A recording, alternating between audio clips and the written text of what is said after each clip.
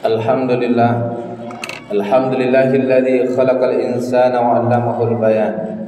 Asyhadu an la ilaha illallah wahdahu la syarika lah. Wa asyhadu anna sayyidana Muhammadan 'abduhu wa rasuluhu la nabiyya ba'dah. Allahumma salli wa sallim wa barik ala sayyidina wa maulana Muhammad. Rabbi shrah li sadri wa yassir li amri wahlul 'uqdatam min lisani yafqahu qawli thumma yafqahu qawli ya fattah ya ali amma ba'd. Fa ya ibadallah, usikum wa iyaya nafsi bi taqwallah faqad fazal muttaqun. Faqala ta'ala a'udzu billahi minasy syaithanir rajim. Bismillahirrahmanirrahim. Ya ayyuhalladzina amanu taqullaha haqqa tuqatih wa la tamutunna illa wa antum muslimun. Shadaqallahul azim wa sadaqa rasuluhul karim wa nahnu ala dzalika laminasy syahidin. Kaum muslimin sidang salat Jumat yang insyaallah senantiasa kita dirahmati dan dimuliakan oleh Allah Subhanahu wa taala. Bersyukur kita kepada Allah. Bersyukur dengan lisan kita ucapkan kalimat hamdalah. Alhamdulillahirabbil alamin. Kemudian kita bersyukur pula dengan perbuatan. Kita gunakan nikmat yang Allah berikan hari ini untuk beribadah kepada Allah. Allah berikan nikmat umur, kita gunakan untuk beribadah. Allah berikan nikmat mata sehat, kita gunakan untuk membaca ayat-ayat Allah. Allah berikan nikmat hari ini, masih Allah berikan kesempatan kita untuk beribadah. Maka hadir bersama kita melaksanakan ibadah Jumat berjamaah menunjukkan kita hamba Allah yang bersyukur dengan lisan dan perbuatan. La in syakartum la azidannakum. Jika engkau bersyukur aku tambah nikmatku untukmu. Wa la in kafartum inna adzabi lasyadid. Jika engkau tak bersyukur, maka sesungguhnya semua nikmat yang telah Allah berikan kelak pasti akan dimintai pertanggungjawaban. Siksaku amatlah pedih, kata Allah. Kemudian bersalawat kita untuk junjungan alam. Allahumma salli ala sayyidina Muhammad wa ala ali sayyidina Muhammad. Kelak jika manusia telah dibangkitkan di padang mahsyar, berhadapan kita kelak dengan sidang yang maha adil, sidang Allah Subhanahu wa taala. Takut manusia berhadapan dengan sidang yang maha adil. Amal yang kita lakukan di dunia belum tentu mampu meraih rahmat Allah untuk masuk ke dalam surganya. Amal yang kita lakukan di dunia belum tentu bisa membawa kita ke surganya Allah, dan tidak pula menyelamatkan kita dari nerakanya Allah. Illa bi rahmatin minallah, kata baginda Nabi, kecuali dengan rahmat Allah.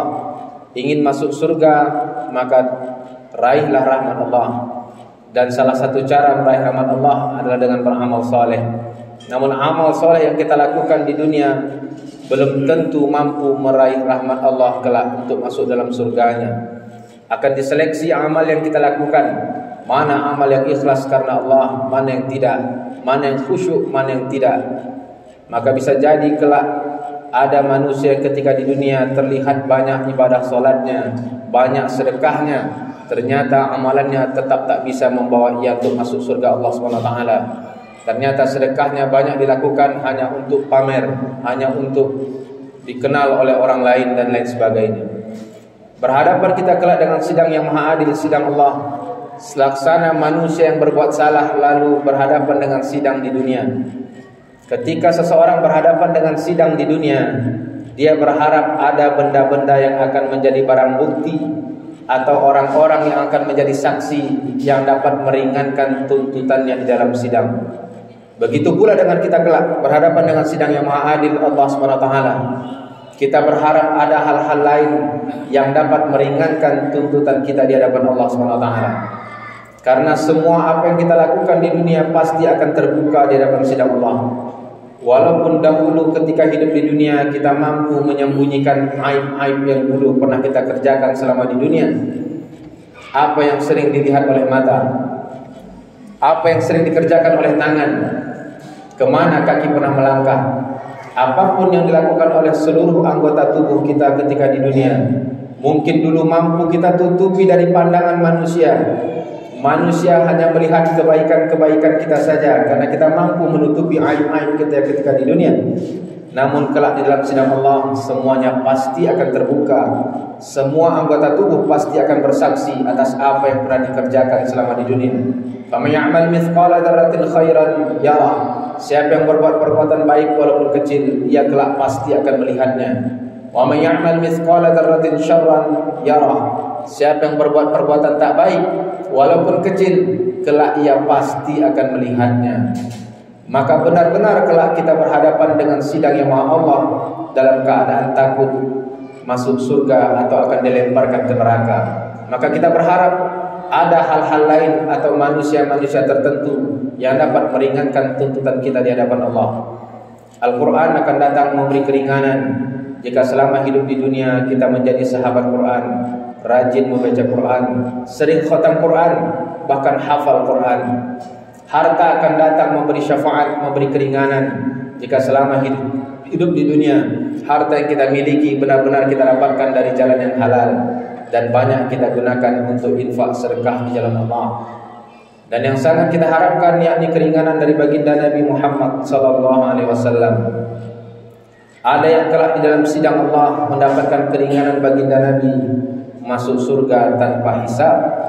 Ada yang kelak mendapatkan keringanan dari baginda Nabi dipermudah dalam proses sidang amal.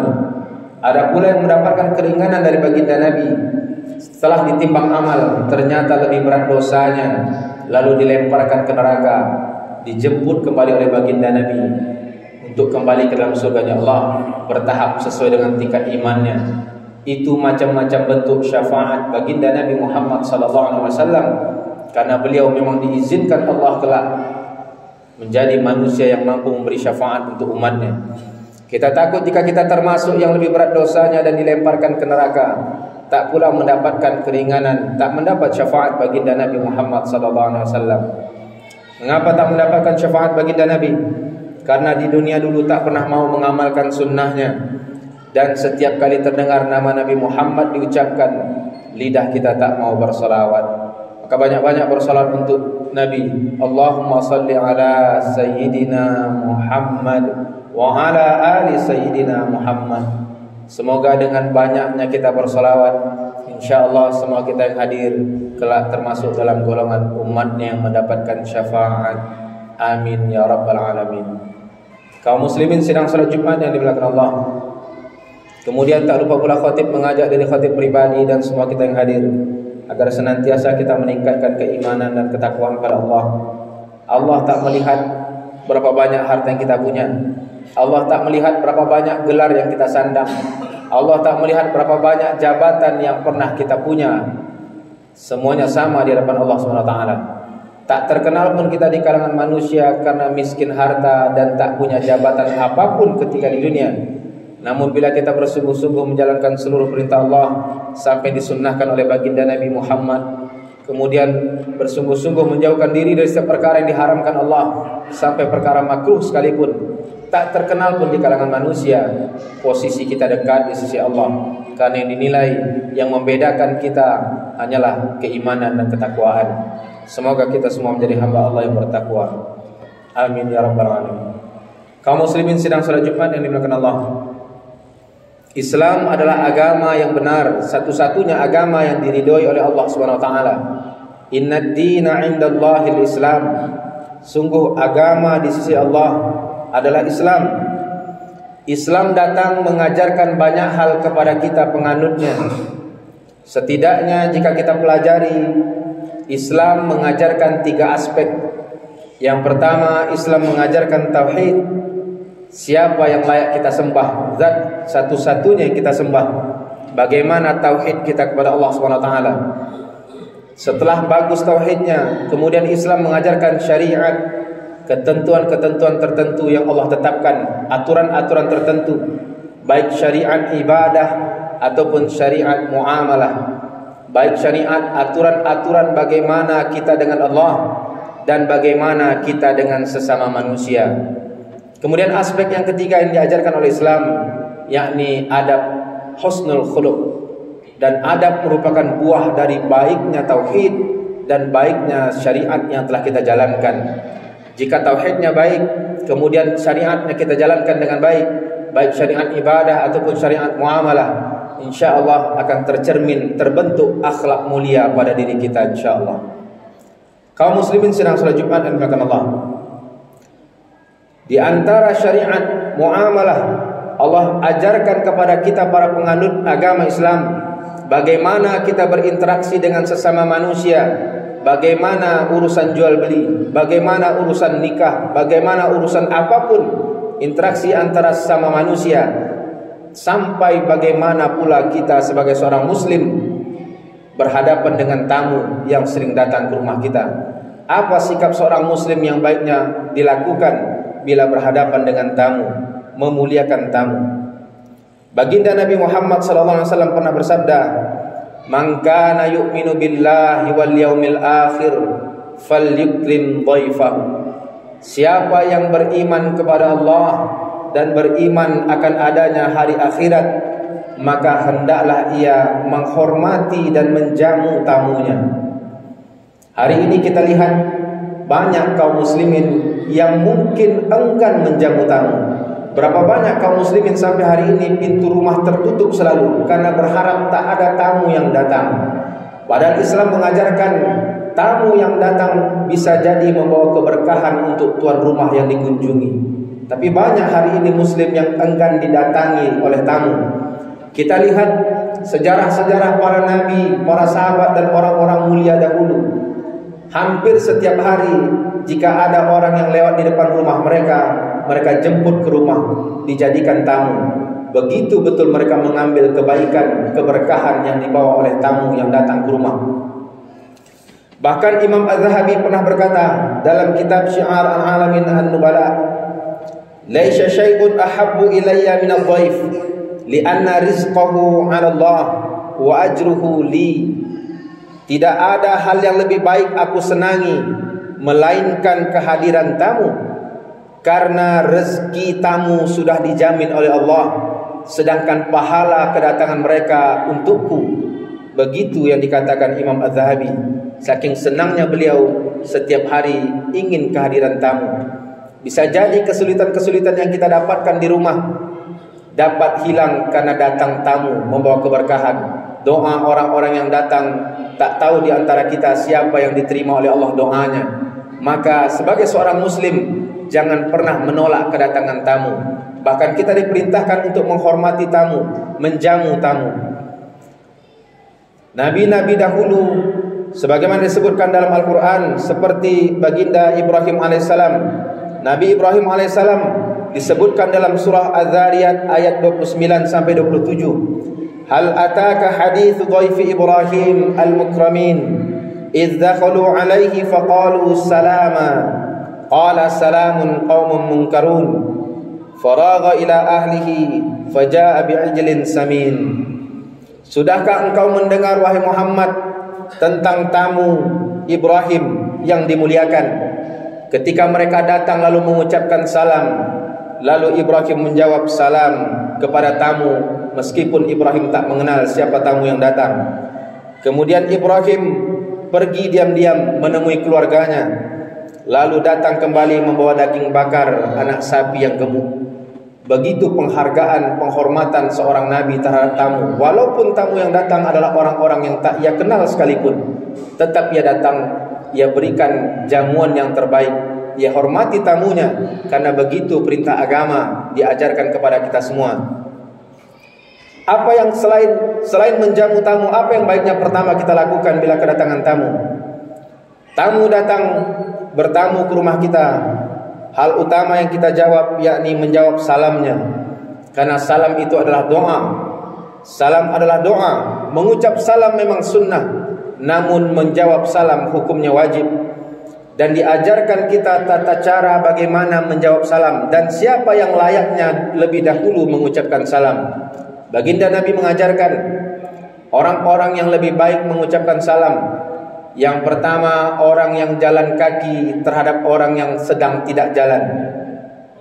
Yang kedua, orang yang sedang berkendaraan terhadap orang yang jalan kaki atau sedang tidak berkendara.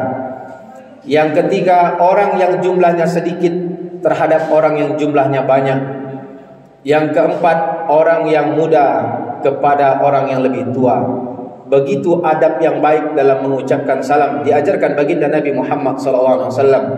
Namun hari ini kita lihat, jika tidak bertamu, Muslim bertemu dengan sesama Muslim jarang sekali mengucapkan salam. Ia ucapkan kata-kata lain selain ucapan salam. Ia sering mengucapkan kalimat-kalimat lain yang hari ini mungkin sering ia dengar dari media massa, dari media sosial dan lain sebagainya.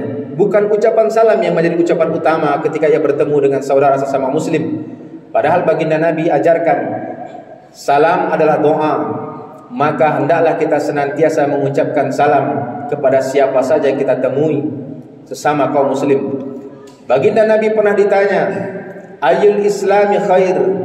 Wahai Nabi, Islam yang seperti apa yang baik? Muslim yang baik itu seperti apa baginda Nabi? Nabi menjawab, "Tut'imut ta'am." Engkau suka memberi makan saudara muslimmu, engkau suka menjamu tamu muslimmu, engkau suka mentraktir kawanmu. Wa taqra'us salam 'ala man 'arafta wa man lam ta'rif. Dan engkau suka mengucapkan salam baik terhadap orang yang engkau kenal ataupun tidak engkau kenal. Begitu yang disabdakan oleh baginda Nabi Muhammad SAW. Islam yang baik adalah orang-orang yang sering sekali memberi makan orang lain, suka mengajak makan orang lain, dan suka pula mengucapkan salam. Hari ini sering terjadi di kalangan kaum muslim, jika sedang tidak datang bertamu, maka ucapan salam ia tinggalkan. Bertemu di jalan, bertemu dimanapun dengan saudara sesama muslim, tak pernah mau mengucapkan salam. Kata-kata lain yang ia ucapkan. Bertamu baru ia ucapkan salam. Sedangkan problem tentang tamu tadi, hal utama yang baiknya kita lakukan jika tamu datang, yakni menjawab salamnya. Karena salam yang diucapkan adalah doa, maka tunaikan jawab salamnya segera, sehingga hendaknya kita mendapat kebaikan dari doa yang diucapkan oleh tamu. Dan insyaAllah tamu yang datang pun mendapat kebaikan dari jawaban salam yang kita berikan. Kemudian selanjutnya kita persilahkan masuk, lalu kita jamu, kita hidangkan apa yang terbaik yang bisa kita hidangkan. Menjadi seorang tuan rumah, jika menghidangkan sesuatu diajarkan kita di dalam Islam, hendaknya tuan rumah tidak berhenti makan sebelum tamu berhenti makan. Begitu adab yang baik diajarkan dalam Islam, agar tamu yang datang tidak merasa canggung untuk menikmati apapun yang sedang dihidangkan. Banyak hari ini ketika kita menjadi tamu, kadang tamu lebih sering banyak, sedangkan orang tuan rumah tidak melakukan, tidak makan ikut bersama dengan tamunya, sehingga tamu merasa keberatan, merasa canggung. Padahal dalam Islam diajarkan sebaiknya tuan rumah tidak berhenti sebelum tamu berhenti.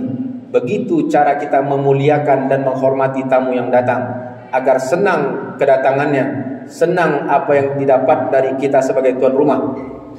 Kemudian selanjutnya, tamu yang datang bisa saja membawa keberkahan, bisa saja membawa rezeki yang mungkin kita tak tahu. Rezeki bukan hanya sekedar harta, rezeki bukan hanya sekedar nominal uang. Rezeki adalah semua kebaikan yang diberikan oleh Allah SWT. Tamu datang bisa saja membawa keberkahan, membawa rezeki yang kita tak tahu. Bisa saja dengan kehadiran tamu Allah berikan kebaikan untuk rumah yang dikunjungi. Maka jangan pernah menolak kehadiran tamu. Karena hari ini kita lihat banyak sekali kaum muslim yang menutup pintu setiap hari karena menolak kehadiran tamu, takut disibukkan oleh tamu dan hal lain sebagainya. Padahal ulama-ulama terdahulu, para nabi terdahulu, orang-orang soleh terdahulu, hampir setiap hari jika ada orang lewat di depan rumahnya, mereka suka memanggil mereka untuk menjadikan tamu ke dalam rumahnya. Begitu mereka berharap banyak kebaikan, banyak keberkahan yang mereka dapatkan. Dan begitu pula yang diajarkan oleh baginda Nabi Muhammad SAW. Jadilah kita hamba Allah yang baik, hamba Allah yang senantiasa menjaga tamu, memuliakan tamu, dan suka dengan kedatangan tamu, sehingga akhirnya kita menjadi muslim yang memiliki akhlak yang mulia. Baginda Nabi pernah pula ditanya oleh para sahabat, "Ya Rasulullah, apa yang menyebabkan kelak banyak manusia yang masuk ke dalam surga?" Baginda Nabi menjawab, kelak para penghuni surga paling banyak yang menyebabkan manusia masuk surga. Yang pertama karena taqwallah, bertakwa kepada Allah. Yang kedua husnul khuluq, akhlak yang mulia, kata baginda Nabi. Banyak para penghuni surga kelak. Dua besar penghuni surga kelak, yakni orang-orang yang bertakwa kepada Allah dan orang-orang yang memiliki akhlak yang mulia. Salah satu contoh akhlak mulia, yakni kita senantiasa menjamu, menghargai dan menghormati tamu yang datang ke rumah kita. Suka datang kedatangan tamu sehingga mendapatkan keberkahan dan kebaikan dari apa yang dibawa oleh para tamu.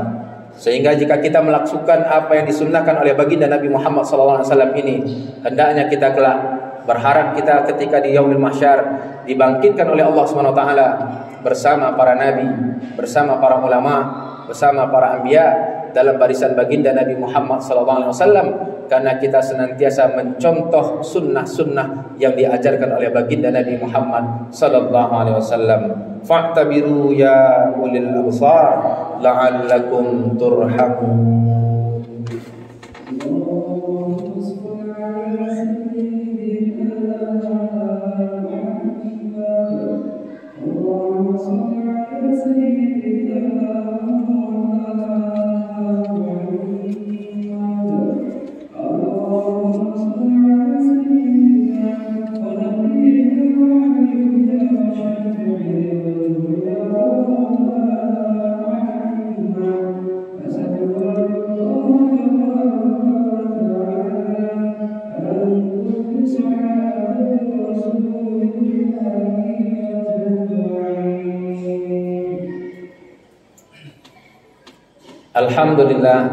Alhamdulillahilladzi khalaqal mauta wal hayata liyabluwana ayyuna ahsanu amala.